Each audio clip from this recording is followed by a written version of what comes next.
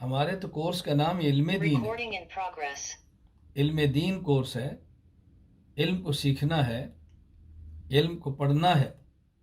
اور علم والے کی کیا چھٹی؟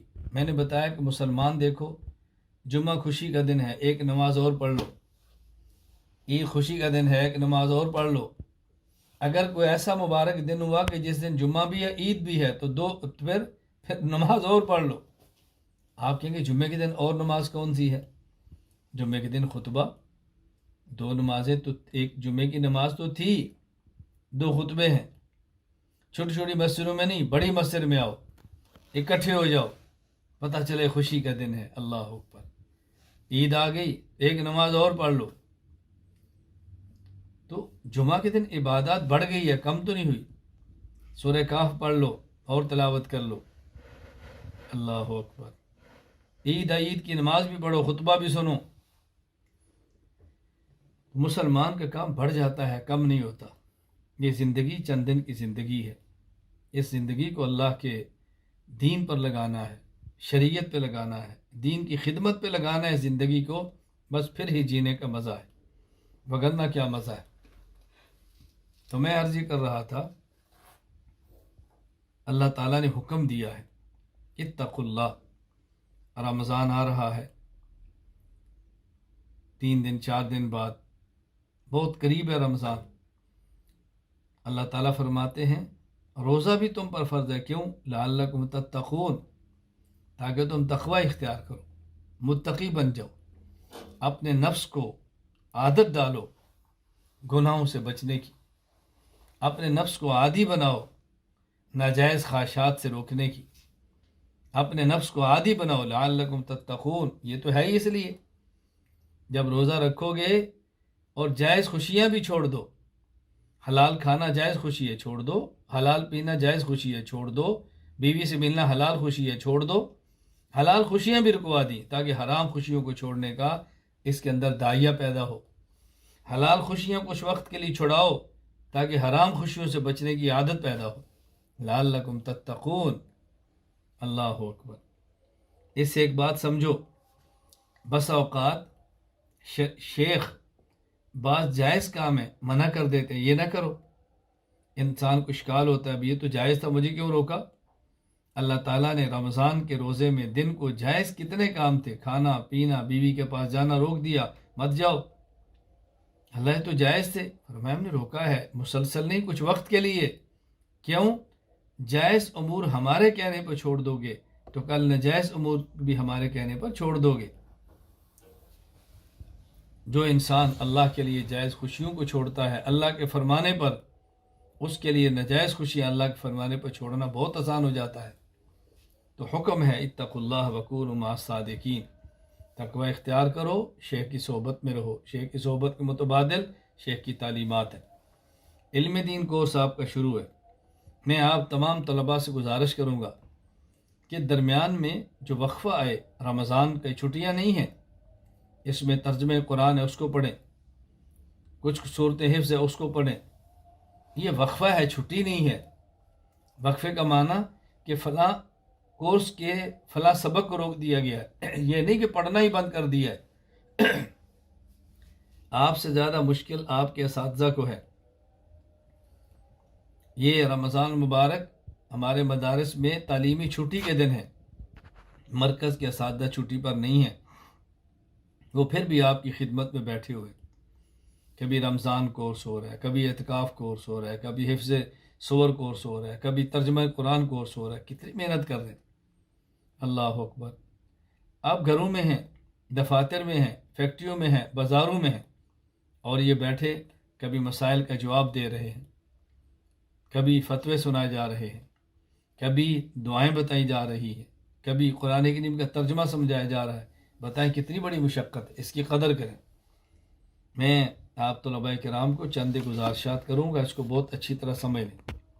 ایک تو میں نے یہ کہنا ہے کہ علم دین کا درمیان میں جن دنوں میں کچھ اسباق ختم ہوں، آپ اس کو چھٹیاں نہ سمجھیں، مرکز کی طرف سے آنے والے ہر کورس میں شرکت فرمائیں، لبیک کہیں۔ رمضان کورس آنے والا ہے، ہر طالب علم شریک ہو۔ یہ ہم نے تو پچھلے سال کر لیا تھا، اس سال پھر کر لیں، کیا فرق پڑتا ہے؟ مزید پختہ ہو جائے گا، عمل کی توفیق ہو جائے گی، مسائل کا استحضار ہو جائے گا۔ جو علم دین کورس میں شریک ہیں، ہم ان سے ان کورسز میں فیسیں نہیں لیتے، لیکن اس کا معنی یہ نہیں کہ آپ نہ دیں۔ کیا مختصر سی فیس ہے، اس سے فرق کیا پڑتا ہے؟ کیا فرق پڑتا ہے اس سے؟ ان باتوں کو ذہن میں رکھیں۔ یہ میں ترغیب کے لیے باتیں کہہ رہا ہوں، اپنا ایک مزاج بنائیں۔ اسی طرح الحمدللہ بڑی طویل اور لمبی مشاورت کے بعد ہم نے طے کیا کہ اگلے سال سے 4 سالہ عالم کورس آ رہا ہے۔ 4 سال آپ پڑھیں، کام بھی کریں، مزدوری بھی کریں، دفاتر میں بھی جائیں، تجارت بھی کریں، اور 3 گھنٹے دیں، اور ہفتے میں 4 دن سبق ہے، 3 دن چھٹی ہے، جمعہ ہفتہ اتوار چھٹی ہے، 3 دن سبق ہے۔ آپ ان 3 دنوں میں 4 دنوں میں پڑھیں، 3 گھنٹے 2.5 گھنٹے یومیہ ہے، عالم بنیں۔ اور جس نے علم دین کورس 2 سال کا کیا ہے وہ آئے گا تو اس کا 1 سال کم ہو جائے گا، گویا 2 سال علم دین میں، 3 سال اس میں عالم بن جائے گا۔ 1 سال مزید تخصص کرے گا، عقیدے میں اسپیشلسٹ ہو جائے گا، عقائد اس کو سمجھ آ جائیں گے۔ اب بتائیں کتنی بڑی اللہ کی نعمت ہے۔ یہ میری بات اگر آپ کو سمجھ آئے اور میں سمجھا سکوں تو آپ اندازہ نہیں کر سکتے کتنی بڑی خدا کی نعمت ہے۔ ہم نے ایک ترتیب بنائی ہے، آپ کا بچہ 6 سال 7 سال 8 سال کا ہے، 6 سے 10 سال، ان کا 2 سال کا تعلیم القرآن کورس ہے، وہ پڑھ لے، پھر 2 سال علم دین کورس کر لے، پھر 4 سال عالم کورس کر لے 8 سال، پھر 1 سال تخصص فی العقائد الاسلامیہ کر لے 9 سال۔ اللہ اکبر!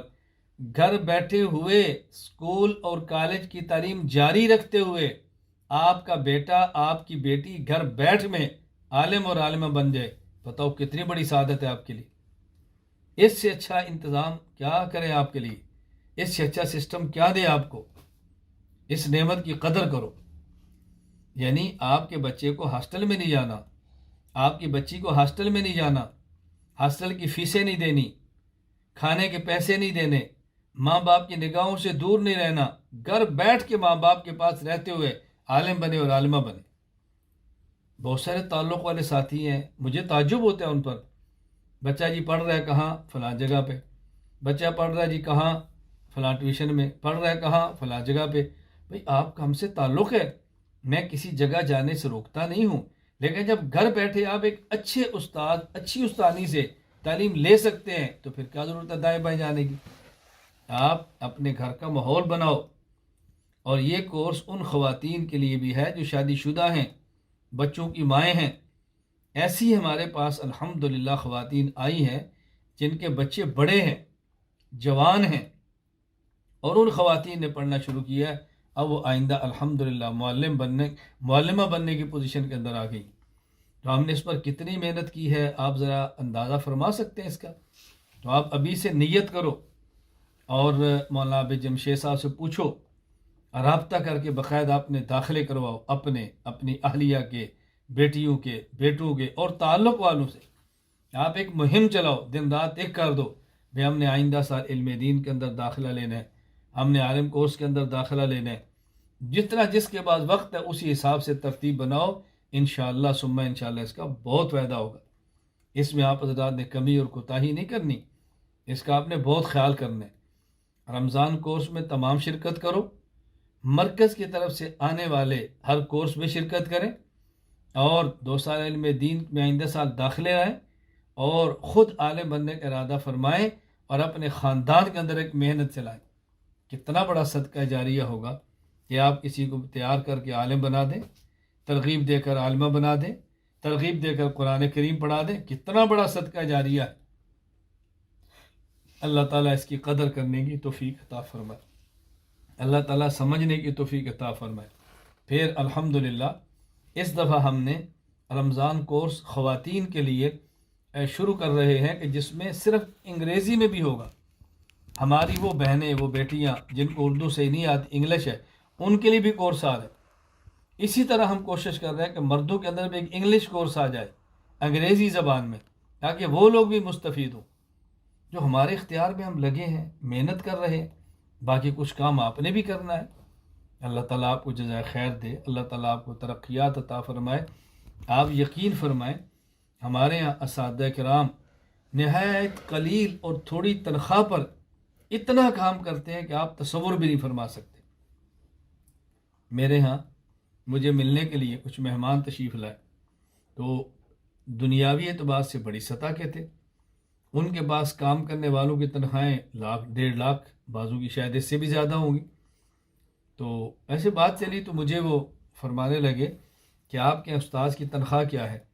میں نے کہا 2022 میں بیسک تنخواہ 8 یا 9 ہزار ہے، اس کے اوپر کوئی چھوٹے موٹے آپ الاؤنسز وغیرہ ملاتے جائیں، باقی بیسک بنیادی تنخواہ یہی ہے۔ تو مجھے ان نے جھٹ سے کہا مولانا صاحب یہ ظلم نہیں ہے اس دور میں اتنی تنخواہ؟ میں نے کہا جی بالکل ظلم ہے۔ تو مجھے کہا آپ پھر کیوں ایسا کرتے ہیں؟ میں نے کہا ظلم تو ہے، لیکن اس ظلم کا فاعل یعنی ظالم کون ہے مجھے یہ بتائیں۔ یعنی کیا مطلب؟ میں نے کہا میرے پاس تو پیسے نہیں، پیسے تو آپ کے پاس ہیں، اگر آپ پیسے کم دیں گے تو میں کم تنخواہ دوں گا، آپ زیادہ دیں گے تو میں زیادہ دوں گا۔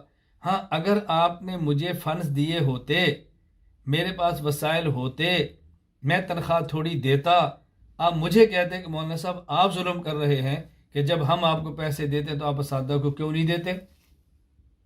آپ نے آج تک مجھے 1 روپیہ بھی دیا ہے؟ کہا جی نہیں۔ تو میں نے کہا پھر آپ کیسے کہتے ہیں ظلم ہے؟ ہاں میں نے کہا میں یہ آپ کو گارنٹی سے کہتا ہوں، میرا استاذ 8 سے 10 ہزار تنخواہ لینے والا، آپ اس کو 10 لاکھ کی آفر کریں اور مجھ سے چھڑا کر آپ اس کو لے جائیں تو میں مانوں گا کہ آپ نے بڑا کمال کیا۔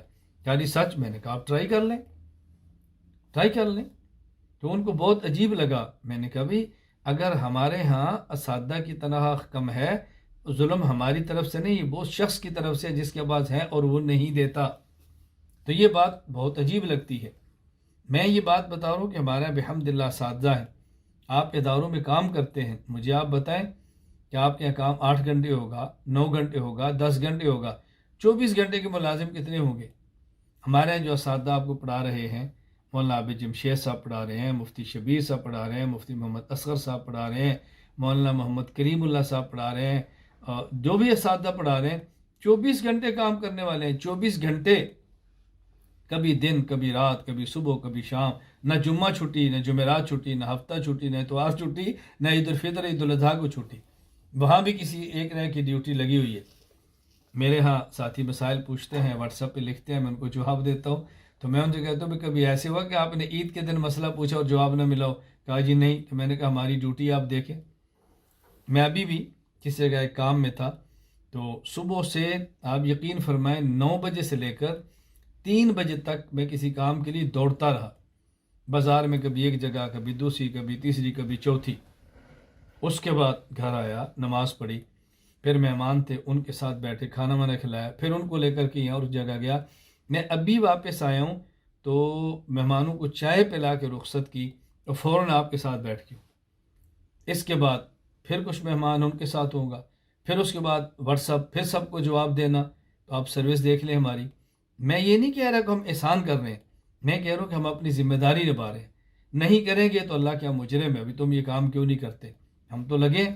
آپ حضرات علم دین کورس میں جو ہمارے ساتھ شریک ہیں، میں آپ سے گزارش کروں گا آپ عزم کریں، پختہ ارادہ فرمائیں، آگے بڑھنے کی کوشش کریں، علم دین کو حاصل کریں، عمل کی کوشش کریں، دنیا کی مختصر سی زندگی اللہ کے دین کی خدمت کے لیے پیش کر دیں، اپنا مرنا اور جینا اللہ کے دین کو بنا دیں، اپنا مال اور جان اللہ کے دین پہ لگا دیں، جتنی اللہ توفیق عطا فرمائے ہم بڑھ چڑھ کر دین کے اندر شریک ہوں۔ دیکھیں اللہ کی مدد اور نصرت کیسے آتی۔ تو میں نے آیت پڑھی تھی، یا ایھا الذین آمنوا اتقوا اللہ وکونوا مع الصادقین، اے ایمان والو اللہ سے ڈرو، اے ایمان والو تقوی اختیار کرو، اے ایمان والو خدا سے ڈرو اور صادقین کے ساتھ رہو، اہل حق کے ساتھ رہو، صادقین فی تقوی کے ساتھ رہو۔ آنے والے رمضان میں ظلم نہ کرنا، اس کو بھی سنو، اس کو بھی سنو، اس کو بھی سنو، اس کو بھی سنو، یہ چسکے مارنے کی عادت ختم کر دو۔ میں کئی بار اپنے حضرات سے کہتا ہوں، مجھ سے پوچھتے ہیں کہ جی فلاں نے بات کی، اس کی دلیل کیا ہے؟ میں کہتا ہوں فلاں سے پوچھو، کہا جی ان سے تو رابطہ نہیں ہوتا. تو میں نے کہا کیوں سنتے ہیں پھر آپ؟ کہ آپ نے یہ مسئلہ بیان کیا، فلاں نے یہ بیان کیا ہے. تو میں نے کہا یہ بات فلاں سے بھی پوچھ لو. کہا جی ان سے تو نہیں رابطہ ہوتا. تو میں نے کہا ان کی بات میرے اوپر ٹھونستے ہو. میں نے جب آپ کو بات بتائی تو آپ اس پہ عمل کیوں نہیں کرتے؟ آپ کو واضح نصیحت بھی دے رہا ہوں، آپ کو بیانات بھی دے رہا ہوں، اساتذہ کے ذریعے آپ کو پل پل کی ہدایات بھی دی جا رہی ہیں، تو آپ اس چسکے سے کیوں نہیں نکلتے؟ اللہ کے لیے آپ حضرات اس درد کو سمجھ لو، اللہ کے لیے اس درد کو سمجھ لو، تو آپ کو بہت فائدہ ہوگا، بہت فائدہ ہوگا. ابھی کچھ دن پہلے ایک ساتھی نے مجھے کہا یعنی میں کیا عرض کروں، کیا کیا رونا آپ کی خدمت میں عرض کروں. کہا جی وہ فلاں ہے تو اس نے یہ شبہ ڈالا ہے، تو فلاں نے یہ شبہ ڈالا ہے. میں نے کہا مجھے بتائیں کہ میرے پاس پڑھنے والا یا مجھ سے بیعت کرنے والا کبھی وہ کہہ سکتا ہے کہ مولانا نے فلاں شک ڈالا ہے؟ کہا جی نہیں. تو میں نے کہا تم شک کی جگہ چھوڑ کر پکر پر کیوں نہیں آتے؟ بھائی شکوک جہاں پیدا کیے جاتے ہیں وہاں تو آپ گھستے ہو، اور جہاں شکوک کے جواب دیے جاتے ہیں وہاں تم کیوں نہیں ٹھہرتے؟ میرے دوستو، میرے بھائیوں، جو مجھ سے چھوٹے ہیں میری اولاد کی طرح ہے، اللہ کے لیے اس درد کو سمجھو، اللہ کے لیے اس بات کو سمجھو. کھٹکتی چیزوں کو چھوڑ دو. رمضان کے مبارک مہینے کو ضائع مت کرو. دفتر جاؤ، کام کرو، ملازمت کرو، مزدوری کرو، گھر والوں کو وقت دو. جو تھوڑا وقت آپ طے کرو اس وقت میں مرکز سے وابستہ ہو کر بیانات سنو، ہدایات سنو، کورسز کرو. میں اللہ کی ذات سے بھروسہ کر کے کہتا ہوں آپ کے سارے شکوک و شبہات نہ مٹ گئے تو مجھے کہنا. آپ کا دل دین کے بارے میں صاف ہوگا، علماء حق کے بارے میں صاف ہوگا. شکوک و شبہات سے پاک سینہ لے کر انشاءاللہ آپ اللہ کے یہاں پہنچیں گے. اللہ یہ مجھے اور آپ کو بات سمجھنے کی توفیق عطا فرمائے. اللہ مجھ سے بھی راضی ہو جائے، اللہ آپ سے بھی راضی ہو جائے. دعا کر لیتے ہیں. اس کے بعد کچھ ساتھیوں نے سوالات کرنے ہوں گے تو سوالات کریں، میں انشاءاللہ اس کے جوابات بھی دوں گا. پہلے دعا کر لیتے ہیں. الحمدللہ رب العالمین والصلاة والسلام علی رسولہ وعلی آلہ وصحابہ اجمعین.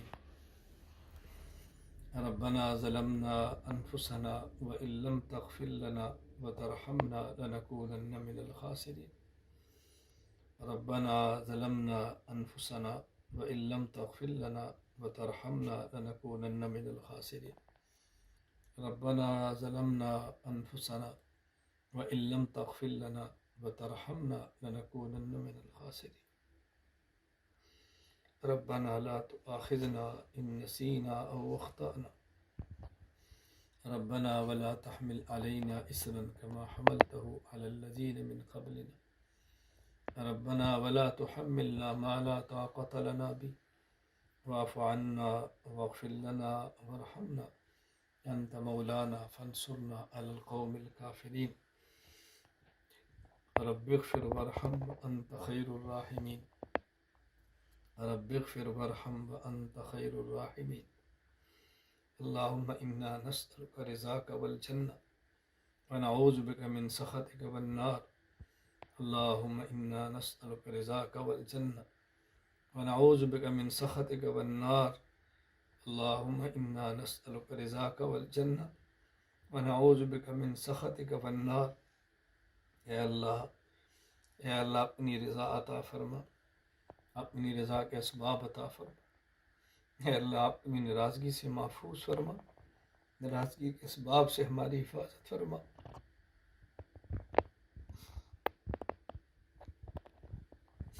اے اللہ کریم نفس کے شر سے بچا دے.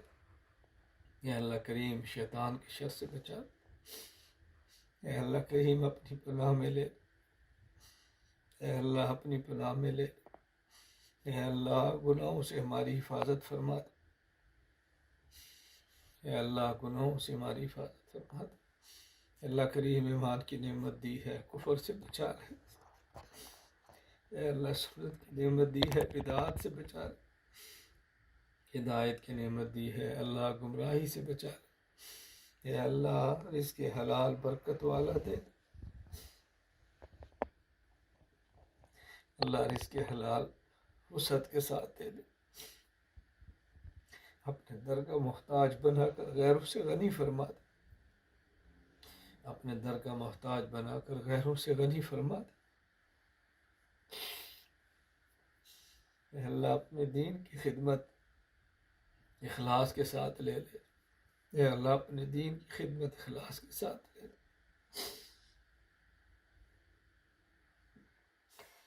اے اللہ اہل دنیا کی احتیاج سے بچا لے۔